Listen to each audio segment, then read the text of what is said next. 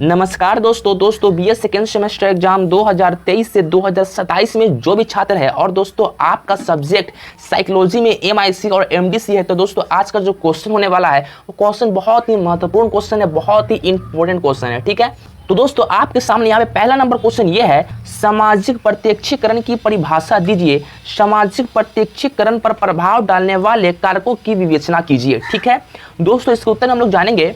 सामाजिक प्रत्यक्षीकरण का मतलब है कि हमें दूसरों के बारे में जानकारी कैसे समझते हैं और उसका मूल्यांकन कैसे करते हैं। ठीक है दोस्तों, इनमें उनके चेहरे के हाव भाव, शारीरिक भाषा और अन्य सामाजिक संकेत शामिल होते हैं। ठीक है, अब दोस्तों हम लोग यहाँ पर जानेंगे सामाजिक प्रत्यक्षीकरण पर प्रभाव डालने वाले कारक। ठीक है दोस्तों, यहाँ पे पहला नंबर पे ये है पहला प्रभाव। दोस्तों जब हम किसी से पहली बार मिलते हैं तो कुछ ही सेकंड में ही उनके बारे में राय बना लेते हैं। ठीक है, अब दोस्तों यहाँ पे 2 नंबर में है प्रतिकृत प्रभाव। दोस्तों अगर हमें किसी का एक गुण अच्छा लगता है तो हम उनके बाकी गुणों को भी अच्छा मान लेते हैं। अगर कोई दिखने में अच्छा है तो हम मान लेते हैं कि वह अच्छा इंसान भी होगा। ठीक है, अब दोस्तों यहाँ पे 3 नंबर में है धारणाएं। दोस्तों हमारे मन में पहले से बनी धारणाएं और स्टीरियोटाइप्स भी हमारे सोचने के तरीके को प्रभावित करते हैं। जैसे अगर हम सोचते हैं कि सभी डॉक्टर समझदार होते हैं तो हम हर डॉक्टर को समझदार मान सकते हैं। ठीक है, अब दोस्तों हमारे सामने यहाँ पे 4 नंबर में है संस्कृति प्रभाव। दोस्तों हमारी संस्कृति भी हमारे सोचने के तरीके को प्रभावित करती है। अलग अलग संस्कृतियाँ में एक ही चीज़ का मतलब अलग हो सकता है। ठीक है, अब दोस्तों हमारे सामने यहाँ पे 5 नंबर में है भावनात्मक अवस्था। हमारा मूड भी प्रभावित करता है कि हम दूसरों को कैसे देखते हैं। अगर हम उदास है तो हो सकता है हमें सब नकारात्मक लगे। ठीक है, अब दोस्तों यहाँ पे 6 नंबर में है प्रसंग और परिस्थिति। दोस्तों जिस स्थिति में हम किसी से मिलते हैं वह भी महत्वपूर्ण होती है। जैसे एक औपचारिक मीटिंग में और एक मार्केट में हमारे सोचने का तरीका अलग हो सकता है। ठीक है, ये सब मिलाकर तय करते हैं कि हम दूसरों को कैसे समझते हैं और उनके बारे में क्या सोचते हैं। ठीक है दोस्तों, अगला नंबर क्वेश्चन हमारे सामने ये है व्यक्ति प्रत्यक्षीकरण क्या है, इनके अर्थ एवं स्वरूप का वर्णन करें। ठीक है दोस्तों, इसके उत्तर हम लोग जानेंगे कि व्यक्ति प्रत्यक्षीकरण का मतलब है कि हमें किसी व्यक्ति के बारे में जानकारी कैसे समझते हैं और उनके बारे में क्या राय बनाते हैं। ठीक है, अब दोस्तों हम लोग जानेंगे व्यक्ति प्रत्यक्षीकरण का अर्थ। ठीक है दोस्तों, जब हम किसी व्यक्ति से मिलते हैं तो हम उनके बारे में बहुत सारी बातें समझने की कोशिश करते हैं। जैसे कि वह कैसा महसूस कर रहा है, वह क्या सोच रहा है और उनका क्या व्यवहार कैसा है। दोस्तों यह प्रक्रिया हमें यह जानने में मदद करती है कि हमें उनके साथ कैसे बातचीत करना चाहिए। ठीक है, अब दोस्तों हम लोग जानेंगे इसमें व्यक्ति प्रत्यक्षीकरण का स्वरूप। दोस्तों इसमें 1 नंबर में है पहला राय। दोस्तों जब हम किसी से पहली बार मिलते हैं तो वह हमें उनके बारे में कुछ ही सेकंड में ही एक राय बना लेते हैं। यह राय उनके दिखने, बोलने के तरीके और व्यवहार पर आधारित होती है। ठीक है, अब दोस्तों इसमें 2 नंबर में है गुणों का मूल्यांकन। दोस्तों जब हम व्यक्ति की विशेषताओं का मूल्यांकन करते हैं, जैसे कि वह कितने ईमानदार, बुद्धिमान या दोस्ताना है, तो दोस्तों यह उनके बात करने और व्यवहार करने के तरीके पर निर्भर करता है। ठीक है, अब दोस्तों इसमें 3 नंबर में है चेहरे की अभिव्यक्ति। हम उनके चेहरे के हाव भाव से समझते हैं कि वह कैसा महसूस कर रहा है। उदाहरण के लिए मुस्कान से खुशी का पता चलता है और तनावग्रस्त से चेहरे का चिंता को दर्शाता है। ठीक है, अब दोस्तों इसमें है 4 नंबर में है शारीरिक भाषा। दोस्तों उनकी शारीरिक भाषा जैसे कि उनके हाव भाव, इशारे और खड़े होने का तरीका हमें उनके बारे में जानकारी देते हैं कि यह हमें बताता है कि वह आत्मविश्वासी है या नहीं।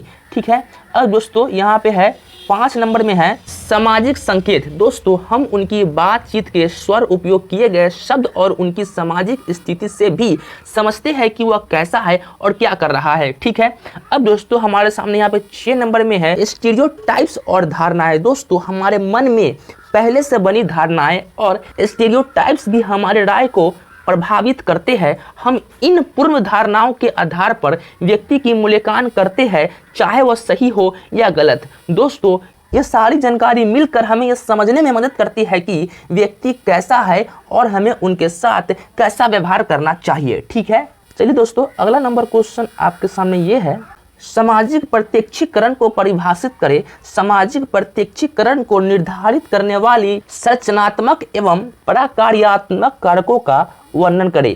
और दोस्तों इसमें है एक और क्वेश्चन ये है, सामाजिक प्रत्यक्षीकरण में प्रात्यक्षिक सुरक्षा का वर्णन करें। ठीक है, अब दोस्तों इसके उत्तर हम लोग जानेंगे कि सामाजिक प्रत्यक्षीकरण, दोस्तों सामाजिक प्रत्यक्षीकरण का मतलब है कि हमें दूसरों के व्यवहार, भावनाओं और उद्देश्यों को कैसे समझते हैं।